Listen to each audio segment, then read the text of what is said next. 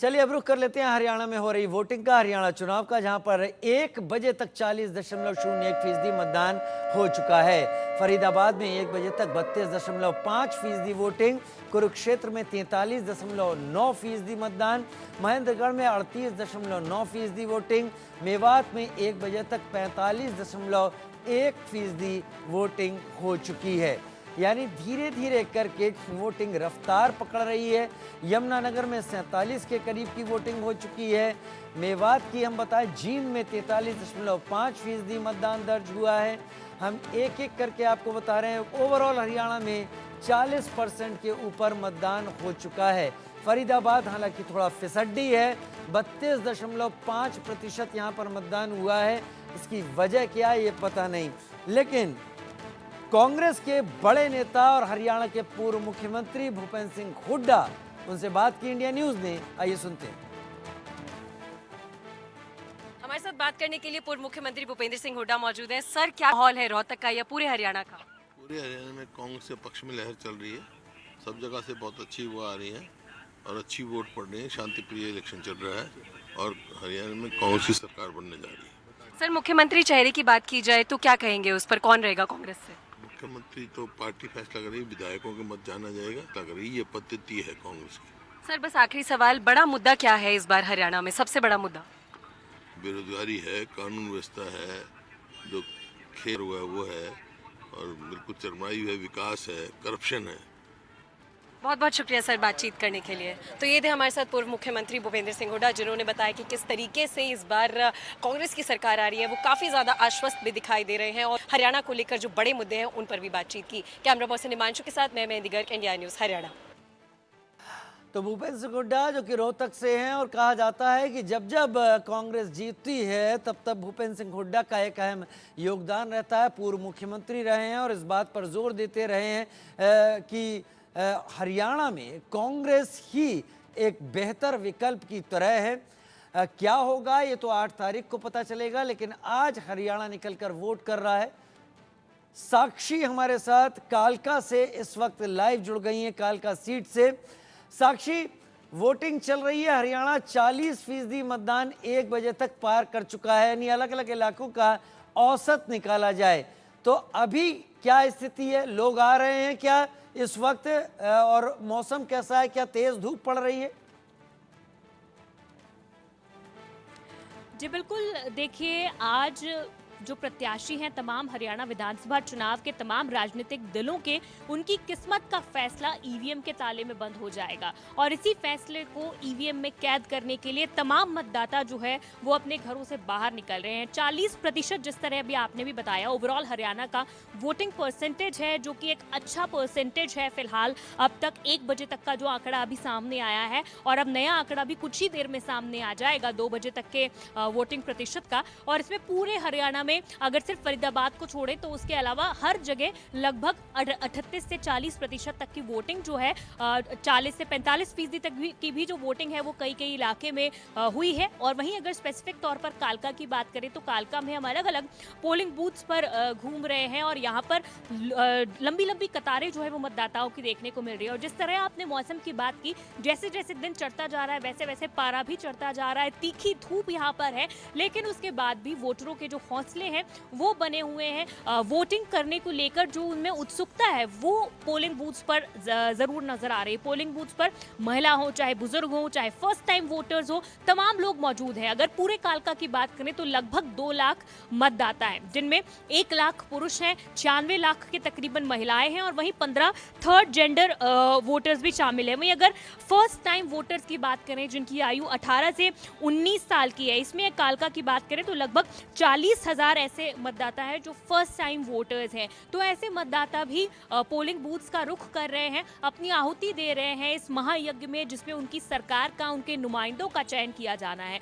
वहीं व्यवस्थाओं की अगर बात करें तो फिलहाल शांतिपूर्ण मतदान जो है, शांतिप्रिय मतदान पूरी तरह से कालका में चल रहा है। किसी भी तरह की कोई अप्रिय स्थिति की, ईवीएम मशीन खराब होने की या किसी भी तरह की कोई झड़प की सूचना या कैप्चरिंग की सूचना, इस तरह की सूचना फिलहाल अभी तक कहीं नहीं आई है। तमाम जो प्रत्याशी हैं हर राजनीतिक दल के, चाहे वो, क्योंकि मेन टक्कर जो फाइट है वो तो कांग्रेस और भारतीय जनता पार्टी के बीच में देखी जा रही है, लेकिन जितने इंडिपेंडेंट कैंडिडेट्स भी हैं तमाम कैंडिडेट सुबह से ही पोलिंग बूथ का निरीक्षण कर रहे हैं। अगर बीजेपी की कैंडिडेट शक्ति रानी शर्मा की पर्टिकुलरली बात करें तो सुबह 7 बजे से ही हम उनके साथ थे और तमाम जितने भी कालका के पोलिंग बूथ्स हैं, पोलिंग सेंटर्स हैं, पार्टी के बूथ्स हैं, उन पर वो निरीक्षण कर रही हैं, कार्यकर्ताओं से बातचीत कर रही हैं, किस तरह की व्यवस्था है, किस तरह की स्थिति है, उसका जायजा ले रही हैं। और वहीं इसके साथ ही लोगों को भी अपने मत का प्रयोग करने के लिए, उनके हक का इस्तेमाल करने के लिए मोटिवेट उन्हें किया जा रहा है कि ज़्यादा से ज़्यादा संख्या में जो वोटिंग है वो की जानी चाहिए। पुलिस ने भी, जो पुलिस और प्रशासन ने यहाँ पर सुरक्षा की व्यवस्थाएं की हैं वो भी पूरी तरह से चाक चौबंद है।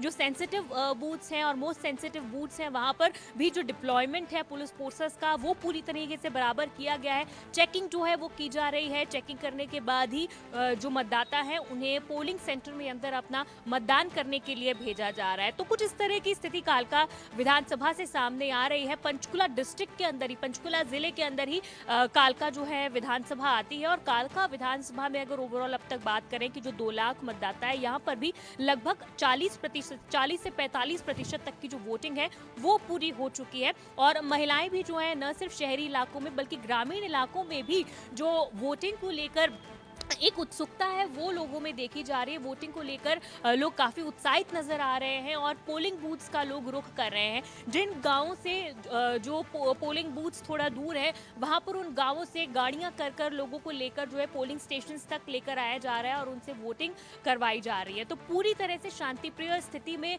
और अच्छे ढंग से एक तरीके से जो मतदान है वो कालका विधानसभा में इस वक्त देखने को मिल रहा है। और कड़ी फाइट, जो कांटे की टक्कर है, वो कांग्रेस और भारतीय जनता पार्टी के बीच देखी जा रही है। जी ठीक है साक्षी, बने रहिए आप हमारे साथ, क्योंकि रोहतक से मेहंदी गर्ग भी मेरे साथ इस वक्त जुड़ गई है, हमारी संवाददाता। मेहंदी, दोपहर का वक्त है, हम इस वक्त जब आपसे बात कर रहे हैं 2-2:15 के करीब का वक्त हो चुका है। धूप की क्या स्थिति है? क्या लोग अभी आ रहे हैं या नहीं आ रहे हैं धूप के चलते? और फिलहाल अभी मतदान की क्या स्थिति है रोहतक से?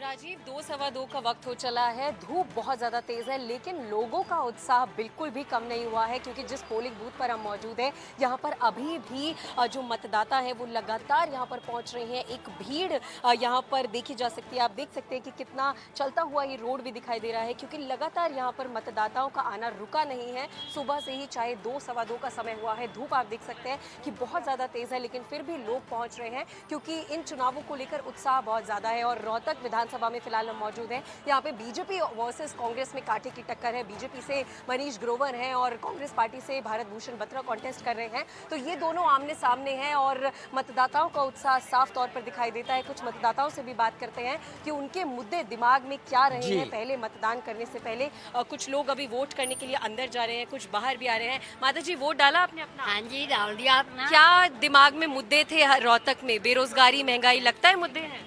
महंगाई तो है ही, सिर पार रही है महंगाई। बिजली के बिल जितने हैं इतना परेशान है। 6 बेड का 18,000 बिल है, कुछ भरे नहीं जा रहा है। बच्चों को पढ़ाएं या फीस भरें या रोटी खाएं, बताओ। बहुत ज़्यादा महंगाई है। सर, आपने अपना वोट डाला? हाँ जी, क्या मुद्दे रहे दिमाग में? दिमाग में बहुत मुद्दे हैं। अब क्या बताएं आपको, कोई ये सरकार ऐसी ही है, बस कुछ मत पूछो। तो आगे आने वाली सरकार से कोई अपील करना चाहेंगे? उनसे कोई उम्मीद है? अपील है कुछ बिल माफ करवा दे, महंगाई कम करवा दे। महंगाई कम, बस। मुद्दे ये हैं। बस मुद्दे ये हैं।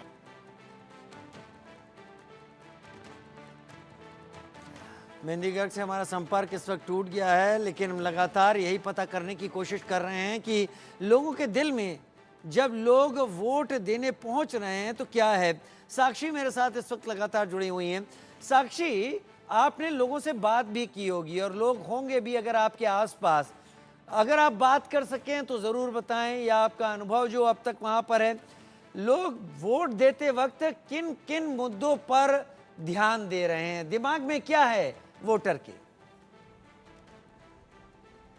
जी बिल्कुल, देखिए फिलहाल हम लोग किसी पोलिंग स्टेशन पर नहीं हैं, हम ट्रैवल कर रहे हैं एक पोलिंग स्टेशन से दूसरे पर, लेकिन पिछले करीब 7 से 8 पोलिंग स्टेशंस पर हम गए हैं और वहाँ पर लोगों से बातचीत की है। वो बातचीत हमने इंडिया न्यूज़ तक पहुँचाई भी है और तमाम दर्शकों ने उसे देखा भी होगा। जितने भी यहाँ पर मतदाता हैं वो विकास के नाम पर वोट कर रहे हैं, क्योंकि कालका हल्के की अगर पर्टिकुलरली बात करें तो यहाँ पर लोग मूलभूत सुविधाओं से भी वंचित है।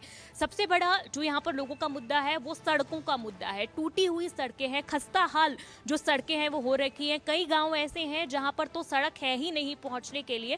सड़कों का मुद्दा हो गया, पानी का मुद्दा हो गया, वहीं इसी के साथ साथ बेरोजगारी का मुद्दा हो गया। तमाम ये मुद्दे हैं जिन्हें ध्यान में रखकर जो लोग हैं वो अपना इस बार का मतदान कर रहे हैं। वहीं लोग ये भी चाहते हैं, लोगों ने खुद हमारे साथ अपने इंटरव्यूज में कहा है कि वो बदलाव चाहते हैं। बदलाव के साथ साथ लोगों ने ये भी कहा है कि जो भी नुमाइंदा आए, जो भी सरकार बने, वहीं लेकिन विकास होना चाहिए। जो भी कैंडिडेट आए उससे लोगों की सुध लेनी चाहिए। ऐसा लगता है वहीं साक्षी और लोग ये भी मेहंदी, चाहते हैं ऐसा क्योंकि लगता है और ऐसा समझ में आता है कि अभी कुछ देर का वक्त ऐसा है जब सूरज बहुत ज्यादा चिलचिलाती गर्मी इस वक्त है।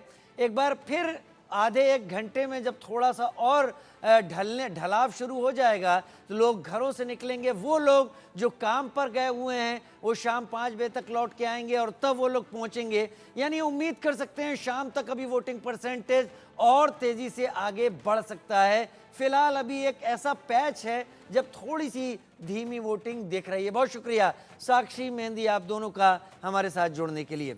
फिलहाल एक छोटे से ब्रेक की तरफ आगे बढ़ रहे हैं, जल्द हाजिर होते हैं।